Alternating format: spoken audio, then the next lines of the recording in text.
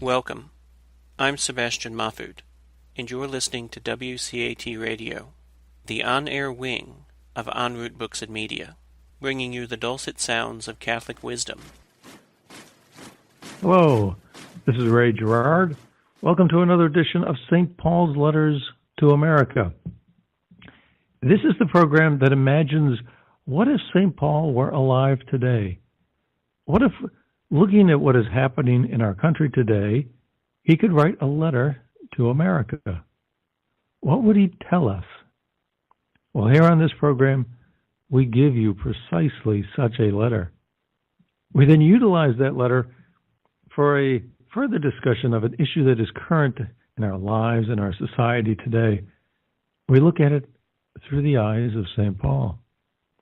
Often, we will end up talking about two things people say never to talk about at the same time: religion and politics. Why? Because religion is not something that can be limited to 60 minutes on a Sunday morning. Because religion, the religion based on Christ, contains the truth.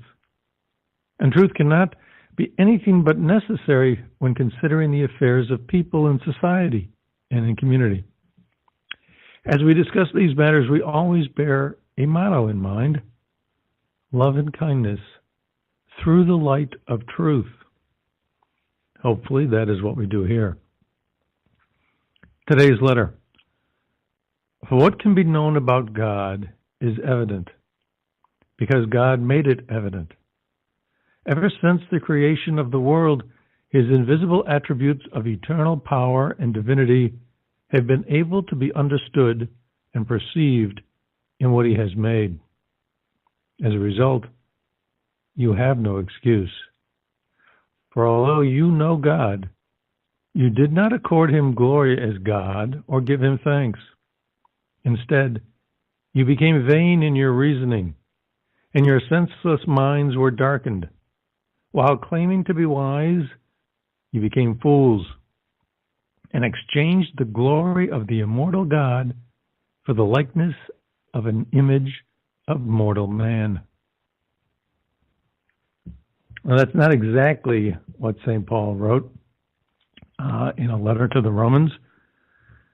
I took the liberty of switching a few pronouns, but the message is St. Paul's message, and the message, if addressed to us, would be very timely. And why do we say that? Well, simply because St. Paul's letters, like all Scripture, express truths that are timeless. They don't change. And today's letter is very relevant for us today. It is something that here in America we should hear today. We should hear that his divinity and power are evident in what he has made, and that we have no excuse, and that we should not exchange the glory of an immortal God for the likeness of mortal man. And that's what we do. That's what we do every day in our society and in our culture. We glorify man. We discount God. We don't spend enough time talking about God. Instead, it's all about the achievements of modern science and our control over everything in our lives, from air-conditioned homes to discarding children we don't want, or terminating lives of people that get too old, or terminating the lives that we consider worthless. We play God. We elevate our decision-making every day in our world today. Now, why do we call these words of St. Paul to mind today? Well, it is the release of a new book by David Brooks, an honest book, a sincere book, on a subject that is new to Mr. Brooks, at least in his public expressions of opinion. You see, Mr. Brooks is someone who has been publicly expressing his opinion for decades. He is a nationally known conservative political commentator. Currently, he writes a twice-weekly column for the New York Times. He has been a reporter and an op-ed writer for the Wall Street Journal, a senior editor at the Weekly Standard, a contributing editor at Newsweek and the Atlantic Monthly, and a commentator on NPR and the PBS NewsHour program. The book he just released, however, has nothing to do with politics, at least not in the ordinary sense. It is called The Second Mountain. It is all about a discovery of his that people who know real peace and joy in their lives do not devote themselves to climbing the first mountain, on the pinnacle of which one finds money, career success, and personal prestige. Instead, they make it a practice to do something curious. They give of themselves. They give themselves to others. They are concerned more with the needs and wants of others than their own. In a word, they practice self-sacrifice. Thus, they are people who try to climb the second mountain. And so there is a 180-degree difference in perspective between people on the first mountain and people on the second mountain. The people on the first mountain think of themselves first. The people on the second mountain think of themselves second. It is really the essence of Christianity. It is the essence of a religion that draws that essence from the supreme sacrifice, the example of Christ on the cross, the sacrifice of his entire life for others. This book by Mr. Brooks is about a spiritual awakening of sorts. It's an awakening of his own, his very own personal, unique awakening. He can now be said to be among the woke, to use something of an urban slang term, in a manner different from its more usual application.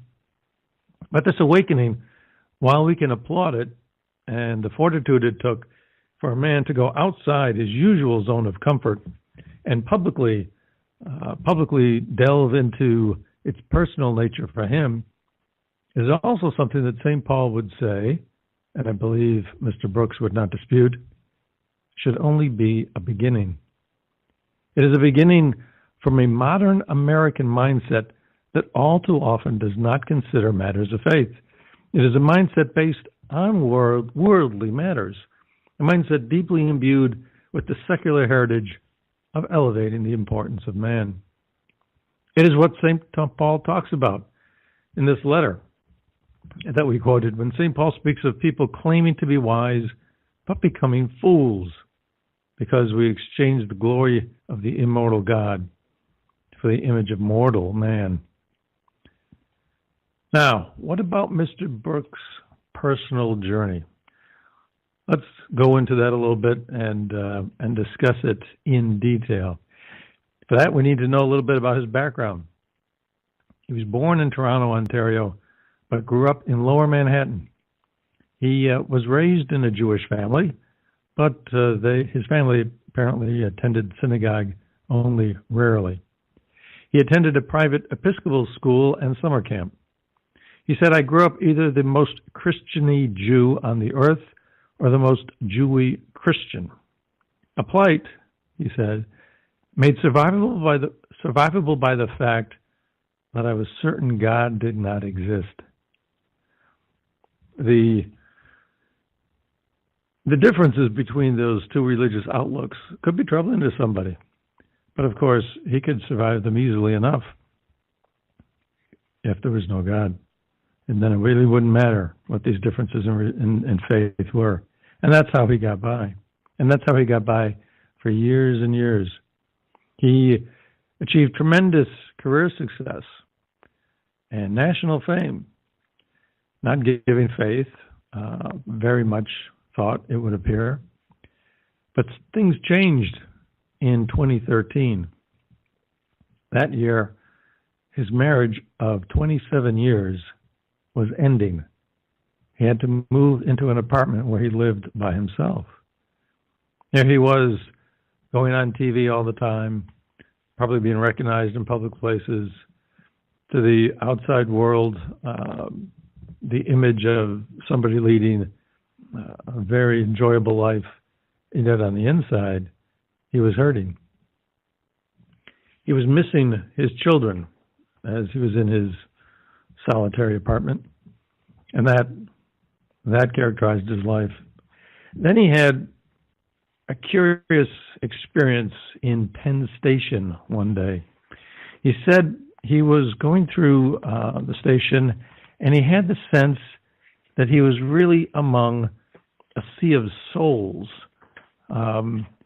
He was overcome by that feeling that he was in a sea of souls.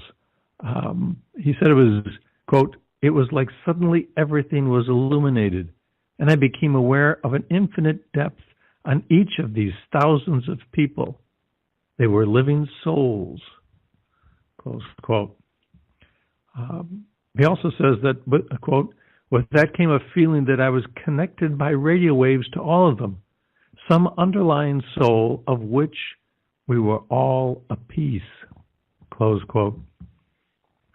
Walking through the station, out of what? Nowhere, seemingly, he has what could be called a spiritual experience. These people were not just simply faces and bodies moving about in a crowd. They were living souls. When he says that, when he says he had a sense they were living souls, there's a depth of meaning there that is unmistakable. There was something very new, something very dramatic in his understanding of people. And not only were these thousands of individual souls, but all of us were connected. Everybody there was connected in some larger living soul. And it's curious that he says living soul. He had a sense that this was alive, this connection with all of us. Where? So the question becomes, where does that come from? How is it that this person who didn't believe in God for years, who we would think bought into the secular mindset that there is no God, there is no eternal life, we go about our business, we try to accomplish what we can here in this world, on this earth, in our lifetime, and that's it, and that's all there is. And then all of a sudden, this happens. If his secular thinking was correct, what explains this experience? What explains this deeply personal experience? Is it just a figment of his imagination? Or is it perhaps a loving God who has been rejected by Mr. Brooks in his life? He was exposed to the Christian religion. He was exposed to the Jewish religion. He accepted neither. He chose instead to be a non-believing agnostic or atheist. He had denied God. He had rejected God in some sense. And yet, where does this experience come from, if not from a God who still loves, who still reaches to him? Well, that was an experience that he had in Penn Station. But that wasn't the main reason for writing this new book of his. No. In the summer of 2013, he was in Aspen, Colorado, and he was climbing up a mountain. And at the top of the mountain, or at a certain point on the mountain, there was there was a bowl-shaped depression in the earth, and that was filled with water. It was called American Lake. And he went up there, strangely enough, with a book of Puritan prayers. Now, why would somebody who had lived his life without God, taking a hike through nature, I was going to say the wilderness, but not the wilderness, but anyways, hike up a mountain with a book of Puritan prayers? Puritan. Well, he's obviously searching. And when he opened the book, he happened upon a certain prayer, and this is one that it's called the Valley of Vision. And it says, "Lord, high and holy, meek and lowly. It's Christ. I mean, high and holy, the divine, also meek and lowly. Christ himself coming down to be among us. That is the reference that I take from this, what Mr. Brooks did. I'm not entirely sure, but Lord, high and holy, meek and lowly, thou hast brought me to the valley of vision. Now here he is sitting on this mountain in front of this lake, looking at a depression in the earth, this bowl-shaped depression, which now is formed into a lake, as he's also looking at mountain peaks, the juxtaposition of the low and the high. Thou hast brought me to the valley of vision, where I live in the depths, but see thee in the heights. Hemmed in by mountains of sin, I behold thy glory. And this struck him. This juxtaposition of high and low, also related to his own life. He's got the highs of all this personal success, but he's also living in the depths of personal seclusion, isolation, the lack of emotional connections that are lasting and rewarding. And he, sitting there in the quiet with these very different visions of the highs and the lows, he's struck by this. And the poem goes on, or the prayer goes on, it says, let me learn by paradox that to be low is to be high, that the contrite spirit is the rejoicing spirit, that to have nothing is to possess all, that to give is to receive, that to give is to receive. That prompted him to write this book of his called The Second Mountain. He had an understanding, as he was up there on the mountain, that it is better to give than to receive, that when we are concerned with ourselves, when we perhaps don't devote enough time to our family or don't devote enough of our attention to our family, that while we might have success in career fields or other endeavors, there is a lack of success in what we're doing. He says, a sensation of things clicking into place. He had a sense of a deep harmony, a sense of an animating spirit underlying all creation, a sense of God as a caring moral presence, and a certain moral order to life. All these things started flooding into his conscious thinking. Things clicked into place.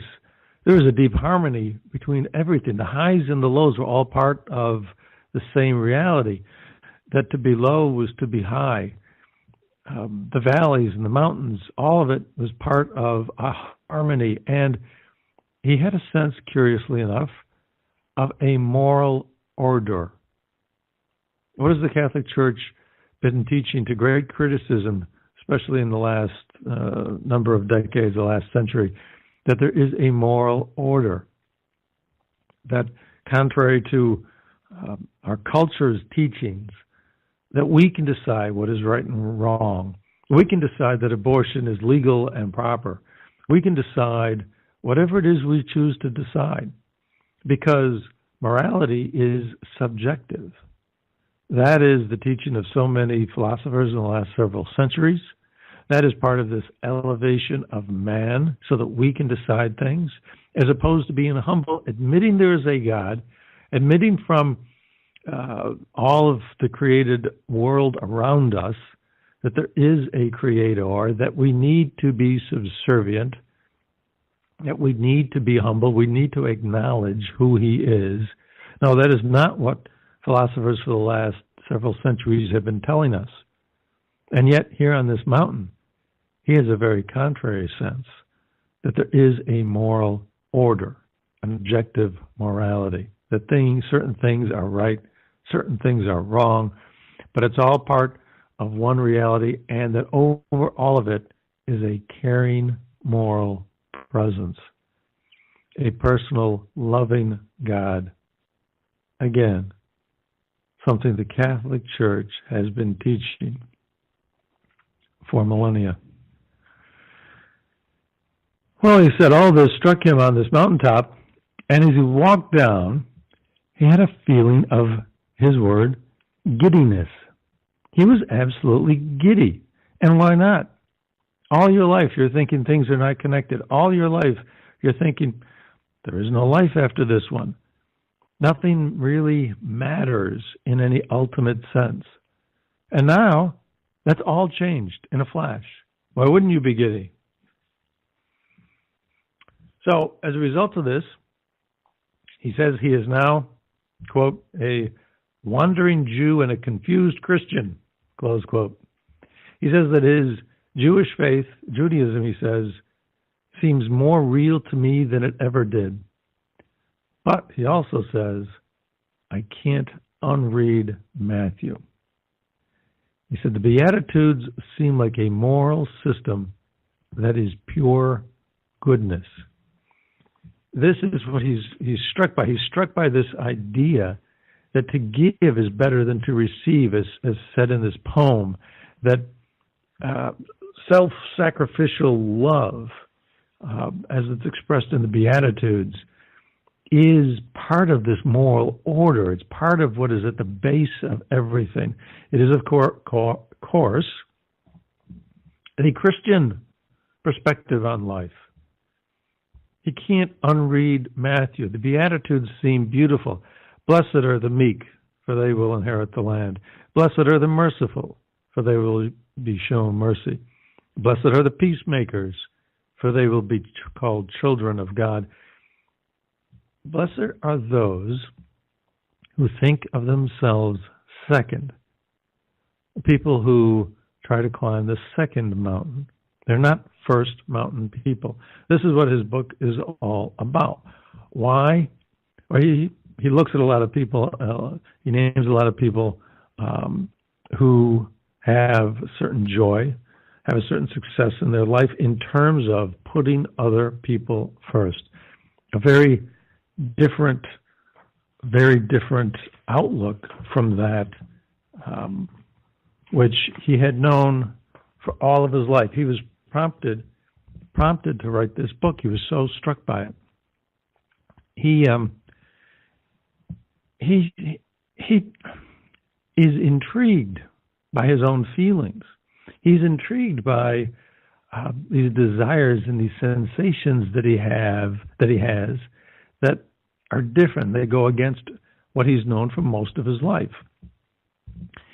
He said, quote, "We have this amazing ability to care about each other and to love each other and love God in ways that are beyond any normal requirement. So we're just made that way. And it seems to me that it didn't have to be that way," close quote.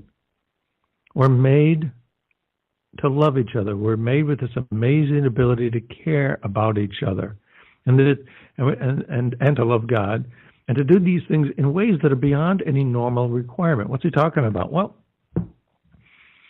if we're simply products of evolution, if there is no overriding caring moral presence, if there is no God, if there's no ultimate meaning to everything, why would we have a need to care for other people? Why would loving other people seem natural and right?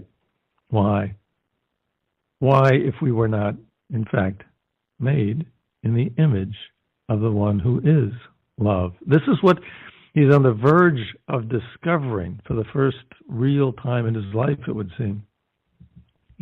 We're just made that way, he says, and it's curious to him because he thinks it didn't have to be that way. He also said, we don't spend enough time on desire and where desire comes from, this particular kind of desire that we're talking about. We were implanted somehow with very high and lofty desires, and across human history, those desires have almost always included the desire to meet God.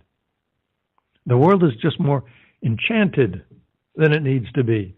More enchanted. The world now is magical. It's mystical. He has had a very mystical spiritual experience. The world now seems, creation seems alive. The world seems enchanted. It is not dry and stark and cold. It is living and enchanted. It's amazing. He obviously had this desire inside him. He was born this way. He was born with this need to reach further, to be part of something. All this is now flooding into him, and it's a little too much for him right now. He doesn't claim, as I said, to be Christian right now.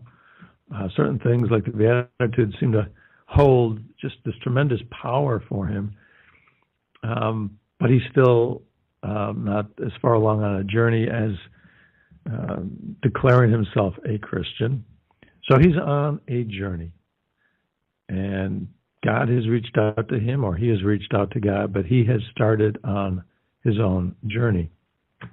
And I can't help recall the words of St. Paul. What would he tell us in America today? Do not exchange the image of mortal man. We have no excuse.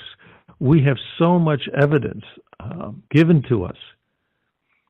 Not only do we have, for the people of St. Paul's time, for the Jews, they had their traditions, they had their stories of Moses, they had their writings, which now comprise our Old Testament.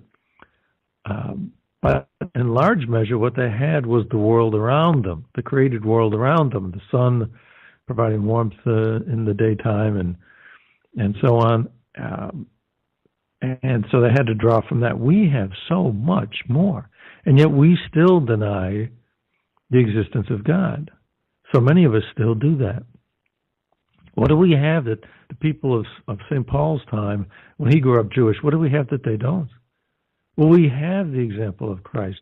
We have the word handed down to us. We have actual eyewitness testimony, some 500 people, of someone who lived after he died. And we have the word of God. We have the Mass. Every Mass, we hear the word of God. We hear things like the Beatitude, things that express truths that if we open our hearts to it, could sing to us. And we have the Eucharist. We have the love of God right in front of us. If we went to Eucharistic adoration, and instead of just receiving Christ, just sat in the presence of Christ, instead of just receiving him in communion, sit in his presence and let him speak to us. If you open up your heart, you can feel this loving presence. We have so much available to us. We have the examples of the saints. We have, in the last century alone, we have huge, immense, magnificent saints. We have St. Faustina with her messages, her beautiful messages of divine mercy, a God willing to love us and forgive us no matter what. We have St. Padre Pio. If anybody is to doubt God, just look at his life. Just read some of the things that happened, some of the miracles. He knew things about people's lives that he had no business knowing, no earthly way of knowing. And those are some of the most simple of the miraculous events that surrounded St. Padre Pio. Why? What is the scientific explanation for that? How can that be? If we looked at it with an open mind, could that not affect us? We have blessed, Pope St. John Paul II, Mother Teresa. We have so many examples of how to live, and they are the very models of what Mr. Brooks is talking about. People who give of themselves, and after their lives were done, they're almost universally loved the world over. There are certainly some people who would criticize Mother Teresa and so forth, but for the most part, they are universally recognized as beautiful, loving creatures. If you can't take it with you, if you can't take money with you, but you can have a lasting love and respect from people here on this earth after you're gone, to say nothing of what reception you may get from the souls in heaven. Is that not a life well spent? We have so many of these things, and yet we don't pay attention to them. Now, almost as interesting as Mr. Brooks's book was a review in the New York Times, his very own publication, by a colleague of his named Mark Epstein. And Mr. Epstein, he describes the book without trying to relate too much of his own personal views on things, but nevertheless, they seem to come out. Mr. Epstein says that the second mountain is a chronicle of his, Mr. Brooks' gradual climb toward faith. In a sparkling and powerful introduction, Mr. Brooks equates the shortcomings of Western culture with his own failings as a husband. He also says that this is beautiful stuff in admitting his failure as a husband. He tantalizes us with a promise to chronicle his own unsteady recovery. What do we find in these descriptive terms used by Mr. Epstein? In talking about his own failings as a husband, and being honest and forthright, he is he's given us descriptions and language that's sparkling and powerful. This is beautiful stuff, Mr. Epstein says. And Mr. Epstein, he says he tantalizes us. Epstein is hoping for some answers, that he will provide us with some chronicle of his own unsteady recovery. What are we hearing between the lines in these words? We're hearing that Mr. Epstein wants a roadmap, does he not? He wants to know how this person recovered from his own failings as a person. He wants to know. He wants answers. And he says this is beautiful stuff. And of course, that is the mark of people that are searching. They wonder about themselves, do they not? They don't have the same kind of contentment that a person of faith would have, a person of real faith. And so they take it as a mark of accomplishment to examine themselves, to criticize themselves. And sometimes people take that much too far. But that is part of the mindset. He also quotes Mr. Brooks when Brooks says, "Do I believe in the resurrection of Jesus Christ?" The simple, brutally honest answer is, it comes and goes. But then Mr. Epstein says, "This is the only time that this master of certainty expresses any doubt. His book would be immensely more powerful with more of it." He wants more doubt. He's justifying himself, is he not? When would we want more doubt? If we criticize ourselves, if we don't believe we have the answers, if we think perhaps that the way we're living our lives, that the answers that we do live by are maybe not the proper ones, we are going to be searching. We're going to be self-criticizing. We're going to doubt ourselves. Even if we don't admit it to ourselves, we're going to doubt. We're going to have questions. There's going to be some unsettling core within us, or some unsettled core within us. And that's why we're going to appreciate other people who are also on this journey where things don't seem to make sense. We're going to try to justify ourselves by saying there are more people like us. And that's why he could write this curious thing. His book would be immensely more powerful with more doubt. It's another person, it seems to me, in our culture today who is looking for answers. That is the modern American situation. That's the situation for many, many people. And what do they need to hear? They certainly would need to hear the words of St. Paul telling them, you have no excuse. And why would, and we hear it over and over again, be not afraid. Why are we so afraid to admit God? Why are we so afraid to let go of ourselves, to let go of some exalted image of ourselves? Why are we so afraid to exchange an image of mortal man for the glorious image of God. Why? What is to be feared in a God who is a loving, caring, moral presence, as Mr. Brooks describes it? Well, there's, interestingly enough, as more evidence that for many people there's a curious journey out there where we're looking at everything but what we're being handed as if it was on a large billboard.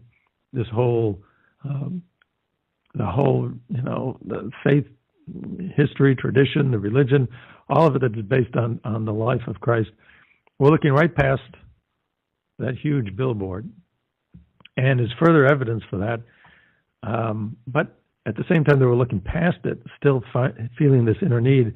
As an example of that, I give you a book that came out 2007, has sold over 20 million copies.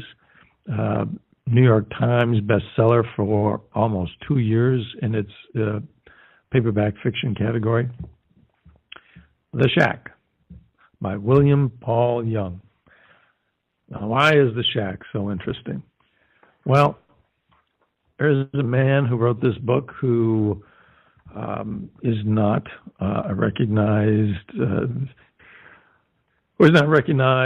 as one of our preeminent theologians or scholars. He was someone who was bankrupt, working 3 jobs, not successful in any kind of real way from that point of view. He was having trouble with his marriage. He had been unfaithful to his wife. He had been sexually abused as a child. He had been raised among some primitive tribes in New Guinea called the Dani tribe. They were spirit worshippers, warring. They even practiced cannibalism. So he had a life that is by no means usual. But nevertheless, he decided to write a book. He had some children. He was just simply going to write a book as a gift to them. Next thing you know, people were telling him, well, he should get it published. He tried. No one would take it up. So he ended up forming his own little publishing company and published it himself. Next thing you know, it's selling millions of copies. Why? Why did it speak to so many people?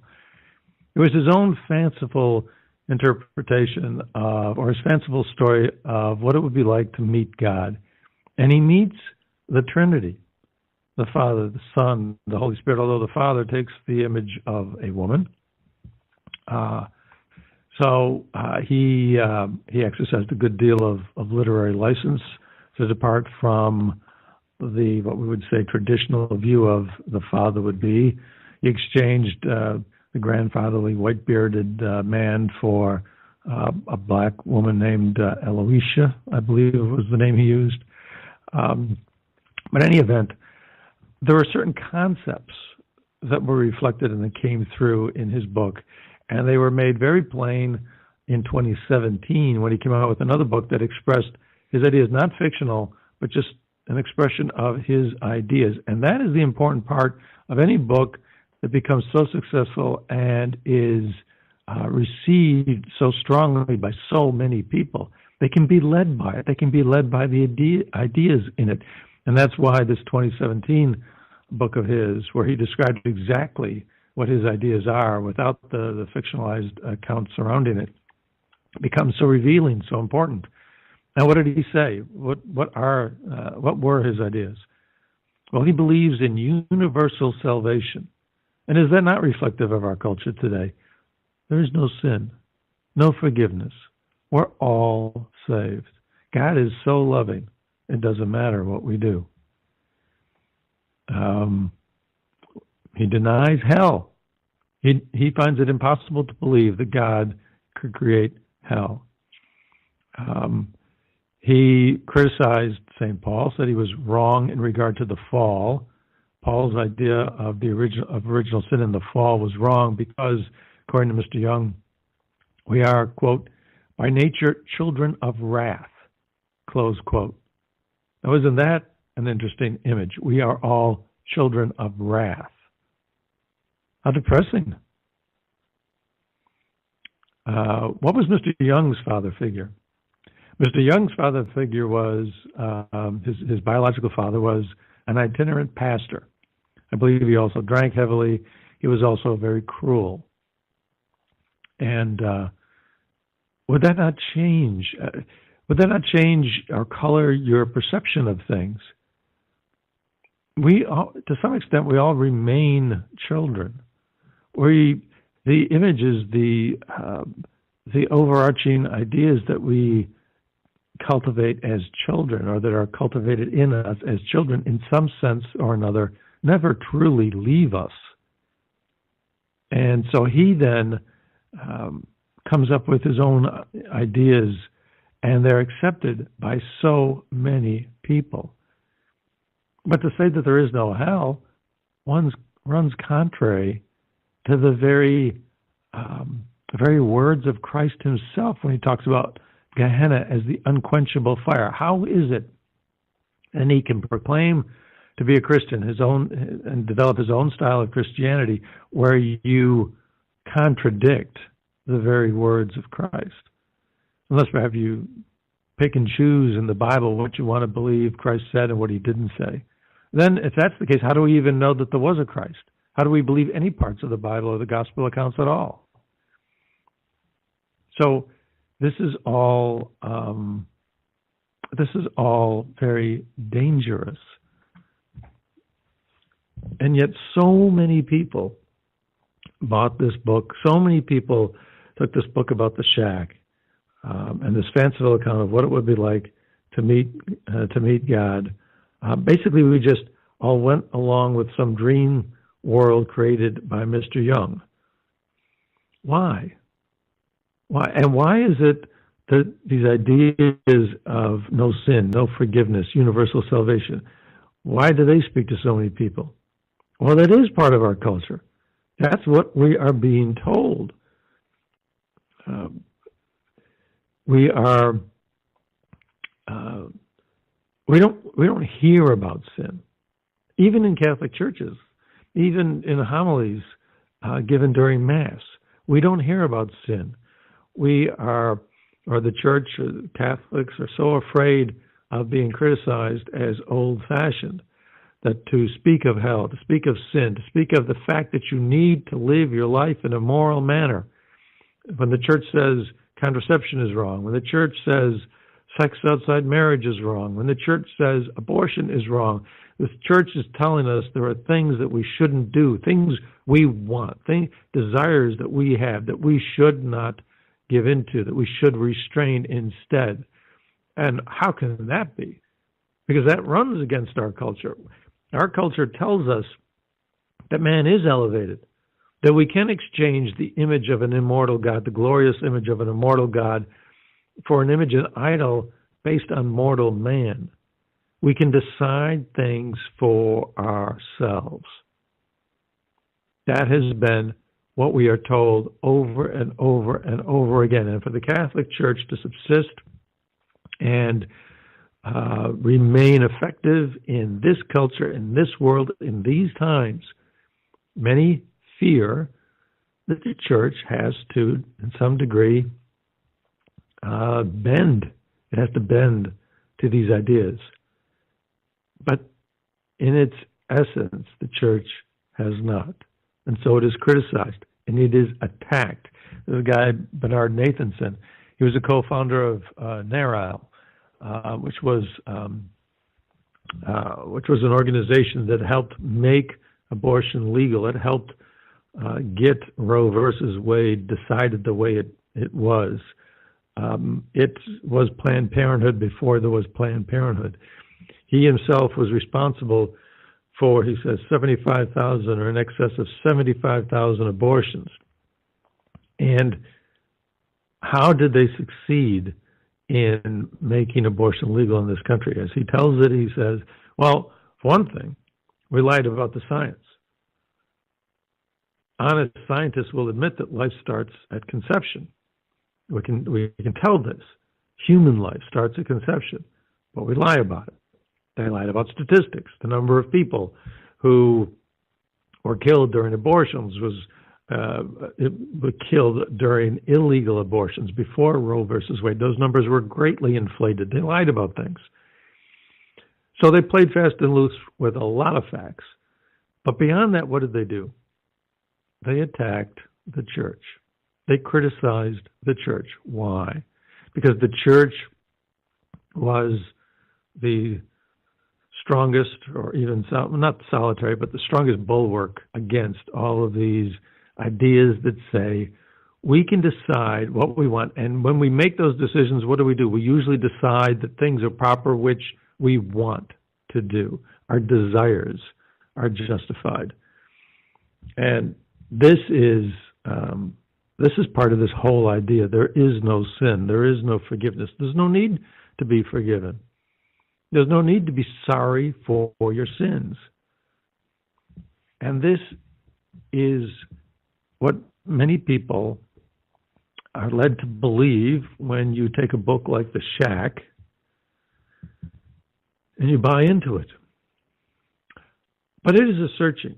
It is, but what's important about The Shack, at least for our discussion right now, is the fact that it represents a searching by this man, Mr. Young. He was brought up not in a Catholic household.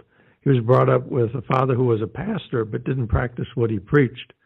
And that can be unsettling and disturbing for a child. Is there, in fact, the same moral order like Mr. Brooks happened to find on his mountaintop?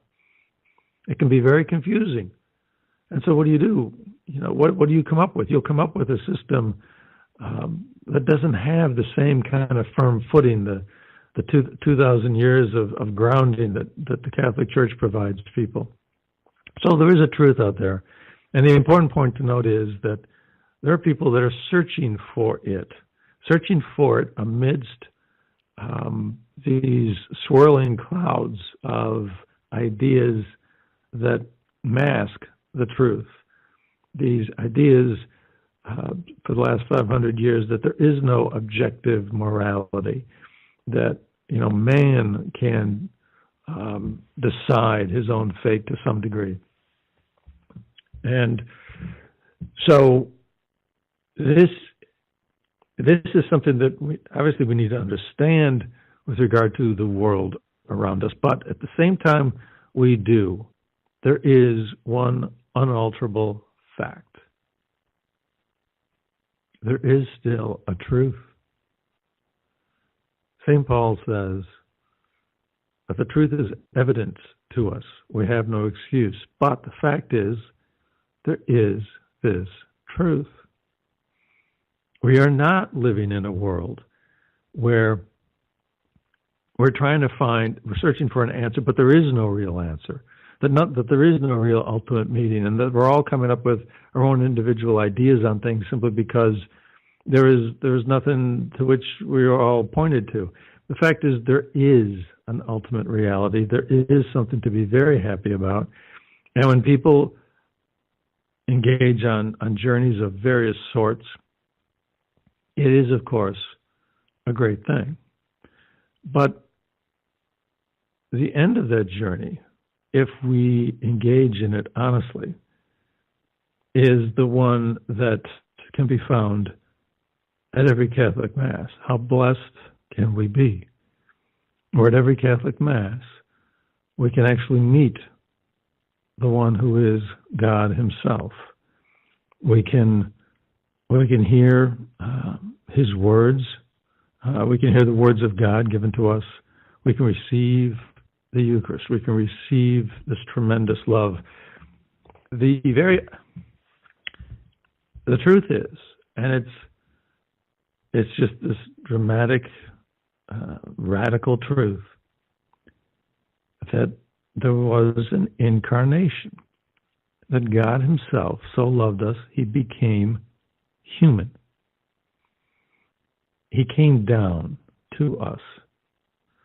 And then he rose from the dead and has provided a mechanism to take us with him.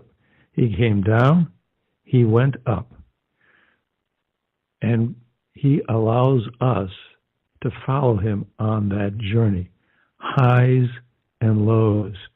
Mr. Brooks was struck by the fact that when he was at a point in his life which was a depth in his personal situation, that he also experienced a high, that up on a mountaintop with the vision of highs and lows both presented at the same time in front of his very eyes.